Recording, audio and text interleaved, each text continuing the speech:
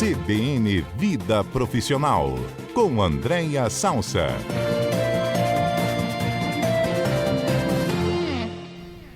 Já estamos aqui com a Andréia Salsa, que podemos falar que é uma reestreia desse quadro no sábado? Eu estou chamando de reestreia, inclusive já divulguei nas minhas redes sociais que é reestreia do CBN Vida Profissional, né? Eu imagino que seja com uma outra audiência, enfim, mas se for com a mesma audiência somado, estamos felizes. Então, eu diria que é reestreia sim, Johnny. E que bom que você está aqui no sábado, porque já passou a semana inteira. Sábado normalmente é um dia que as pessoas tiram para relaxar, para sair com a família. Talvez até para fazer uma reflexão para a semana que vai começar, né, Andréia? É verdade, é verdade. E hoje você vai trazer um assunto para a gente bem interessante. Eu já ouvi falar bastante de burnout, ficou em alta esse termo, está sendo discutido o tempo inteiro, as pessoas identificando aqueles problemas que tem, aquele sentimento que eu não estou conseguindo fazer meu trabalho mais. E agora vem um outro termo aí, né, que é o burnout. O que seria esse burnout? É o oposto do burnout? É parecido? É primo? Conta um pouquinho pra gente. É um termo muito atual. O burnout não deixa de ser um tema muito atual, mas o burnout é ainda mais atual. E ele tem sido divulgado por 2 psicólogos alemães, né? Que daqui a pouquinho eu posso até pegar na minha colinha aqui para ver o nome deles. Nem sei se eu vou conseguir pronunciar adequadamente, mas são 2 alemães. E quando a gente vai traduzir, né, o que é o burnout, por exemplo, a gente já conhece um pouquinho, que é o chamado esgotamento. Quando a gente vai para o burnout, é queimar, né? Quando a gente traduz, né, do inglês para o português. Estou vendo aqui, ó, é o Timo, nem sei se é assim que se pronuncia, mas é o Timo Schiele e Bert de Wilde, 2 psicólogos alemães. E quando a gente vai para o burnout, que significa queimar, é um queimar por amor, né? É aquele esgotamento a partir de um trabalho que você se identifica muito e ama muito e tem muita dificuldade de dizer não para um trabalho, dar limites a um trabalho que você ama. E eu brinquei com uma amiga, já até comentei com você aqui fora do ar, que eu ia fazer esse comentário também para mim mesma, porque esse é um risco, né, de quem trabalha com o que se ama, que é não saber dar os limites necessários. Isso, né? Não seria a mesma coisa daquele workaholic, aquele cara que está sempre em busca de trabalho? Não é a mesma coisa? Tem uma sutil diferença, talvez nem tão sutil assim, porque o workaholic, ele tem um certo vício, realmente, né? É considerado até por alguns especialistas como uma doença, mas ligado à produtividade, não necessariamente a algo que se ama, né? Ele quer trabalhar, ele quer produzir.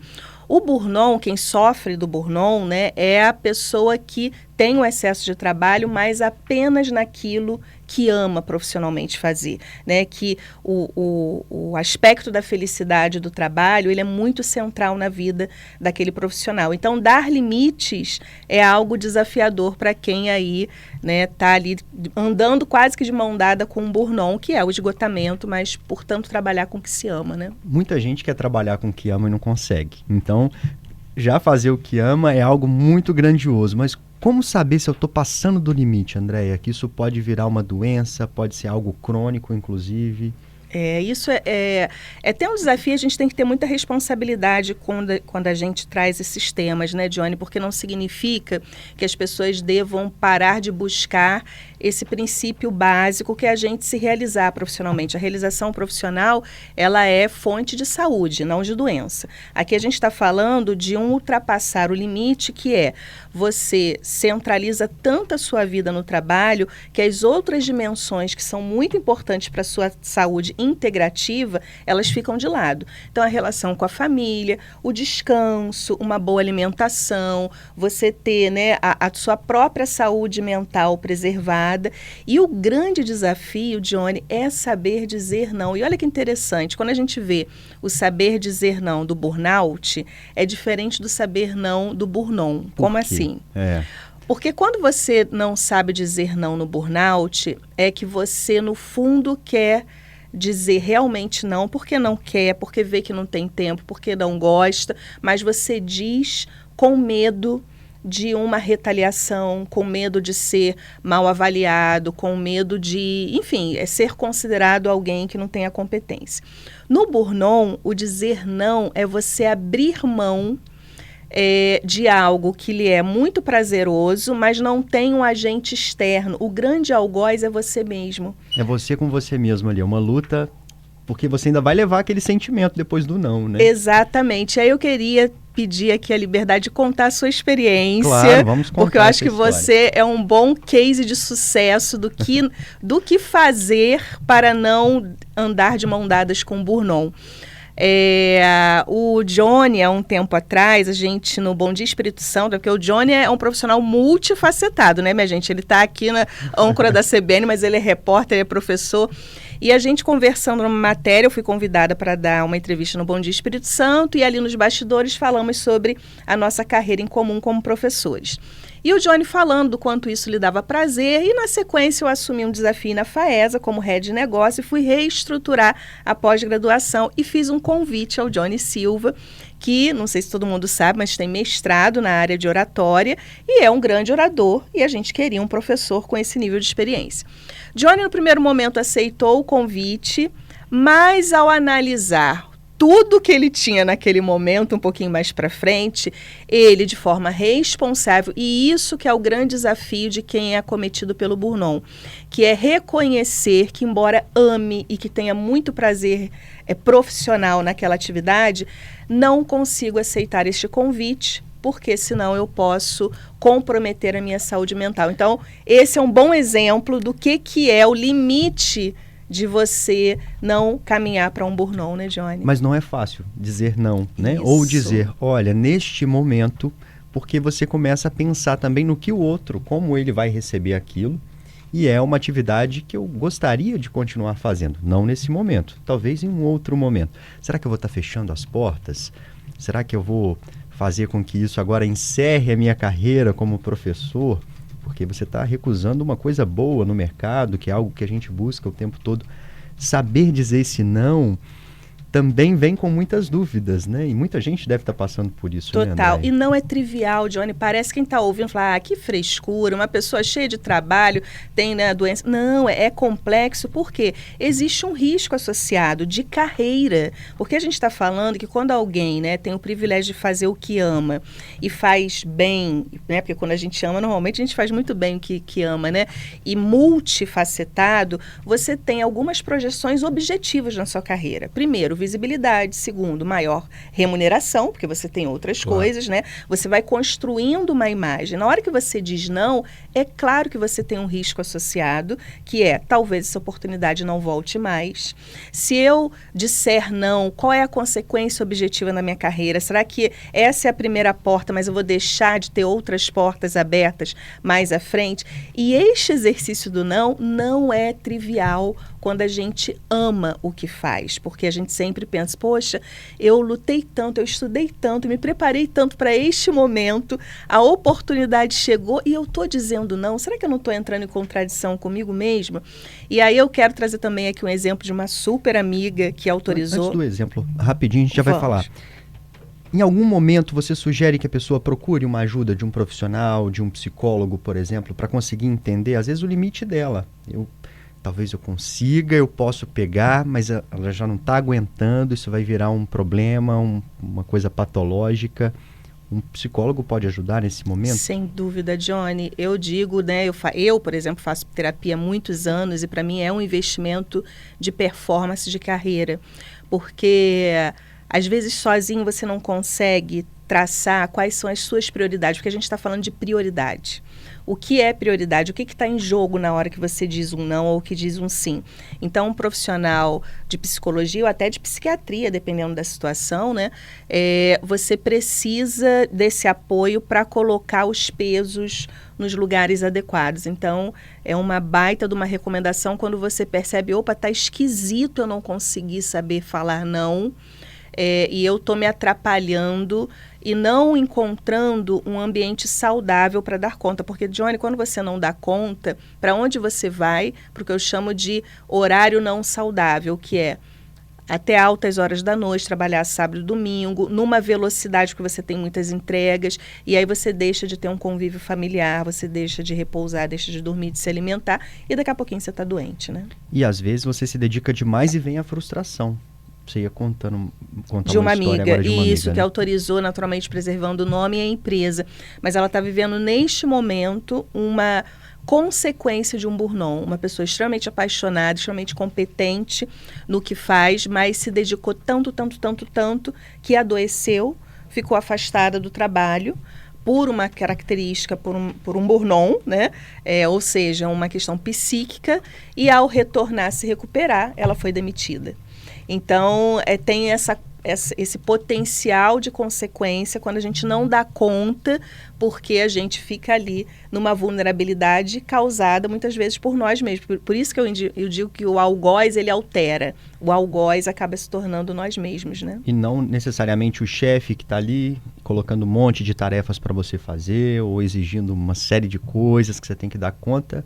Nesse caso do burnout, é a gente lutando contra a gente mesmo, né? Exatamente. Como diz Byung-Chul Han, no livro que eu adoro citar, que é a Sociedade do Cansaço, a gente cria um sujeito desempenho dentro de nós mesmos. Então, a gente acha que tem que desempenhar o tempo todo, e se o desempenho está ligado a algo que se ama, isso pode ficar sem limites. Então, eu acho que a nossa recomendação hoje é cuidado, porque você pode estar percebendo, não está legal aqui, eu não estou legal do ponto de vista emocional, mas eu trabalho com o que eu amo, de onde está vindo isso? E aí faz essa reflexão que talvez vale a pena abrir um pouco do espaço e começar a dizer não para alguns trabalhos, talvez seja um caminho mais saudável, né? Carlos Alberto perguntando para a gente aqui, as pessoas se assumem facilmente com burnout ou é muito difícil essa aceitação? Olha, que pergunta interessante. Primeiro que eu acho que é uma temática muito recente, e talvez algumas pessoas ainda passem pela jornada de se orgulhar, olha como que isso é delicado, né?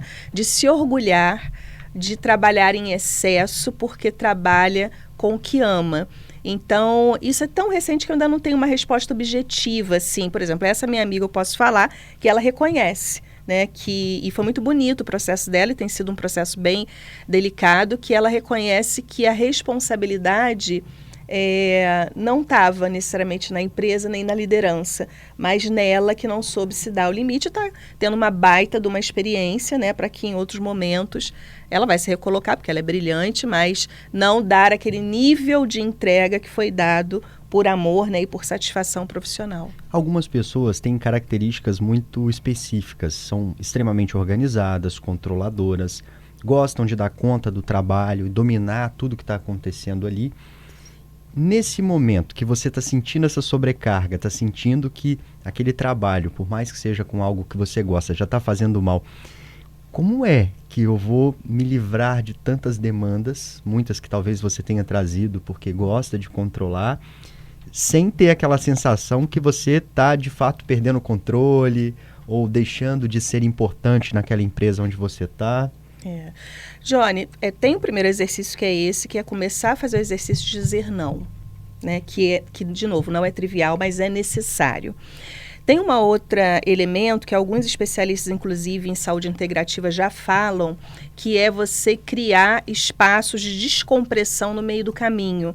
Então, você pode ter um pico de trabalho muito forte, mas você reserva obrigatoriamente um final de semana inteiro para você e para sua família.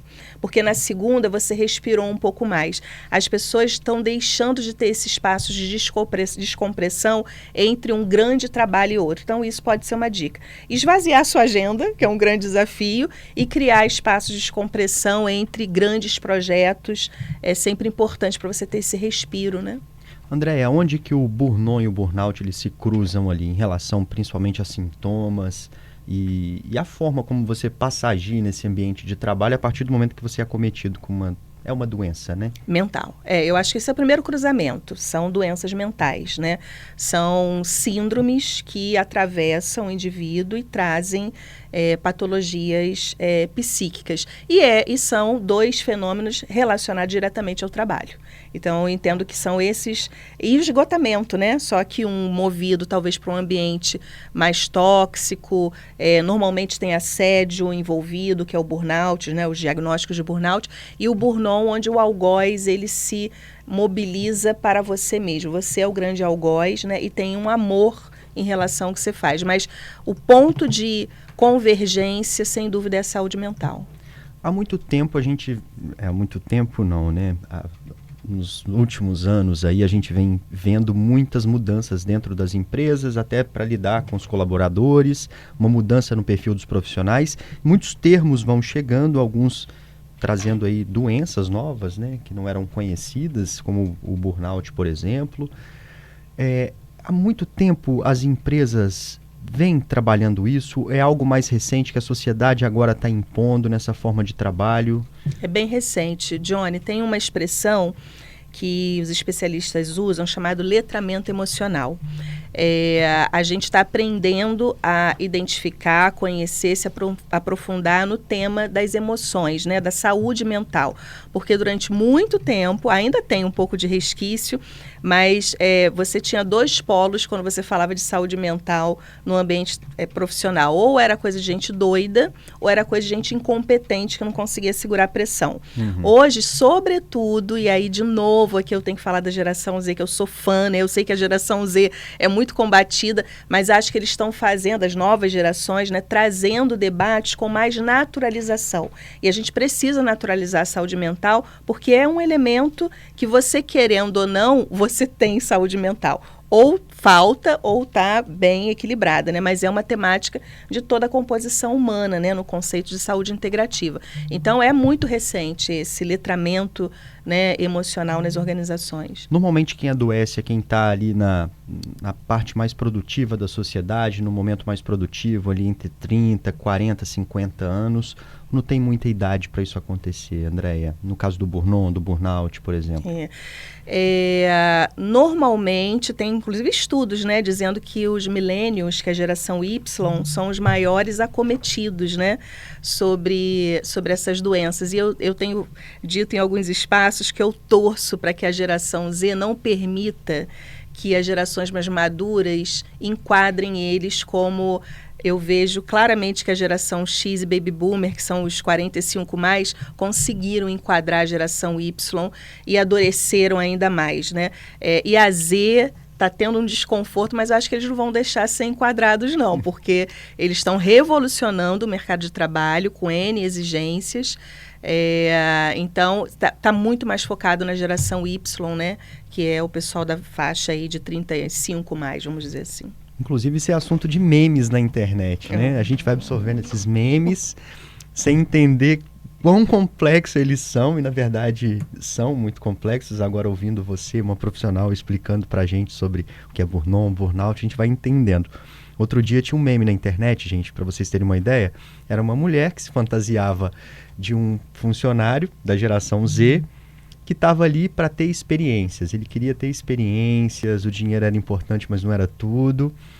Tinha uma pessoa mais velha, ali em torno de 60 anos, que já estava na empresa há muito tempo, que só queria aposentar, e tudo girava em torno de uma carreira consolidada e com sucesso financeiro, profissional. E no meio estava uma pessoa da geração Y ali, super perdida entre os dois, tentando, o dinheiro é importante, mas eu quero ter paz. E ela se via perdida no meio disso tudo. Essas influências, de fato, na vida real acontecem, Andréia? E como é que a gente lida com isso, né? Porque as empresas querem isso mesmo, uma diferença ali dentro para a coisa girar, para ter experiências, trocas. Mas para um indivíduo é muito complicado você ter que lidar com, né, opiniões tão diferentes e visões diferentes sobre o mundo, né, sobre a vida corporativa. Total. Eu tenho dito muito, Johnny, que a gente está vivendo um momento de muita complexidade.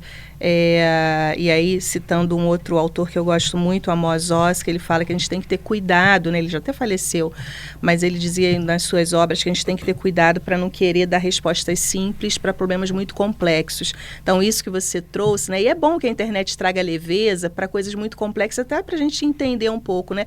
Não é trivial, porque eu entendo que todas as gerações, as mais maduras, inclusive, né, estão fazendo reflexões sobre a própria vida, né? Qual é o teu propósito de vida? É mais do que só um propósito profissional. Acho que agora a gente está fazendo uma grande reflexão do que eu quero na vida. E a minha vida profissional tem que se encaixar no meu propósito de vida. Antigamente a gente fazia um propósito profissional e a vida que desse conta de se encaixar ali debaixo daquele guarda-chuva. A gente está invertendo isso. E isso não é trivial porque muda muda tudo, né? Muda as minhas prioridades, muda, né? E aí vem o letramento emocional, fala, peraí, eu tenho saúde mental, o que está causando a minha saúde mental? Se eu chego a um diagnóstico, que é a minha liderança, que é a empresa que eu estou, só tem um caminho, né, Johnny, que é sair, mas aí eu tenho empregabilidade, eu tenho que pagar meus boletos, então não é uma, né, tem que ter meme para trazer leveza, Claro. Porque não é trivial, eu acho que todo mundo está passando por uma grande reflexão, eu acho que aqui no CBN Vida Profissional, a nossa missão é tentar trazer elementos para suavizar, para que os ouvintes, né, e a gente mesmo, né, Claro. tenha aí um pouco mais de lucidez para tomar decisões da nossa carreira e, no fundo, sermos felizes, porque eu acho que todo ser humano busca felicidade. Claro. E bom que você falou, em todas as idades a gente sempre vai ter questões, sempre vai questionar, sempre vai querer entender o que está acontecendo ali, fazer essa equação dar certo, vida profissional, espiritual, com os nossos relacionamentos com a família. E o que eu tenho percebido, André, e você vai poder explicar isso melhor para a gente, é que as empresas, muitas vezes parte das empresas é provocar essa reflexão para tentar trazer um ambiente melhor para o profissional. Talvez quando ela já faça um diagnóstico ali, que tem alguma coisa acontecendo e que não está dando tão certo. Por que isso tem partido também das empresas, muitas vezes? Porque se não fizer nada vai ficar sem força de trabalho, né, Johnny? Ou vai ficar com força de trabalho que tem muito medo de perder o emprego. Eu sempre acho que quem tem muito medo de perder o emprego tem baixa empregabilidade e, portanto, não produz tanto. Então, as empresas têm que começar a dar conta dessa complexidade e tem uma mudança também. Uma das minhas funções, né, eu sou presidente do Hub de Gente. E no Hub de Gente, a gente discute gente do ponto de vista de inovação. E a gente tem discutido assim, olha, a gente está numa transição que antes a empresa queria saber qual é o valor que aquela força de trabalho traz para a organização. Agora a força de trabalho que está perguntando assim para a organização. Organização, qual o valor que você me traz? Então está tendo um reequilíbrio nessa balança. Alguns estão sentindo mais dor e estão mais rígidos para isso. As empresas que já sacaram isso estão traduzindo o valor de estarem com elas e, portanto, as pessoas querem estar em lugares que me tragam valor, e valor também qualidade de vida. Então é por uma questão objetiva, Johnny, ou o mercado faz alguma coisa, ou ele vai ficar sem força de trabalho. Já tem uma série de estudos mostrando que os jovens não querem mais ser líderes. Olha o perigo isso para a produtividade de uma organização, porque ele olha hoje para a sua liderança e fala assim, eu não quero ser essa pessoa que tem o olho tremendo, que toma medicamento, que não sai de férias, separou e o filho não gosta dele, porque né, tem uma coisa assim. Então, a vida toda ali ao trabalho. Ao trabalho. Então, tem um repensar para a própria sustentabilidade dos negócios, né? As empresas precisam fazer isso, porque senão vão ficar sem força de trabalho. Sobre liderança e esses jovens e a forma como eles enxergam a liderança, você já trouxe isso para a gente? Acho que já, mas a gente pode sempre trazer. Podia continuar com esse assunto, porque é um assunto que é outro assunto que bomba na internet também. Bomba porque faz parte das nossas conversas no dia a dia, né, Andréia? Porque a internet acaba sendo uma grande praça pública. O que a gente ia conversar na praça, a gente vai para a rede social. E isso aflige muita gente. Pensar nessa liderança do olhinho tremendo, porque essa liderança também já está mudando, né? Já não existe mais aquele profissional controlador, rígido. Ele já não cabe mais nesse mercado novo também, né?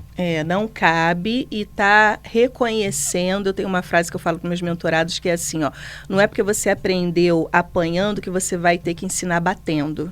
As pessoas não aceitam mais apanhar como nós da geração mais madura, X e Baby Boomers, a gente aceitou ao longo de muitas décadas. Então é um reaprender, né? Então, sem dúvida, as lideranças têm se reposicionado e é fundamental. E a gente traz sim esse tema e fica aí já com Bia, Alberto, para a gente colocar aí na pauta, para a gente trazer essa temática que é sempre importante. Maravilha. Andréia, muito bom ter você aqui aos sábados. Espero que a gente continue por muitos e muitos sábados por aí e que eu esteja aqui para a gente bater esse papo, que é sempre muito proveitoso. Obrigado, Delícia. Viu? Johnny, muito bom, estou muito feliz, agradecer a acolhida aqui dos colegas e dos ouvintes e vamos juntos agora aos sábados.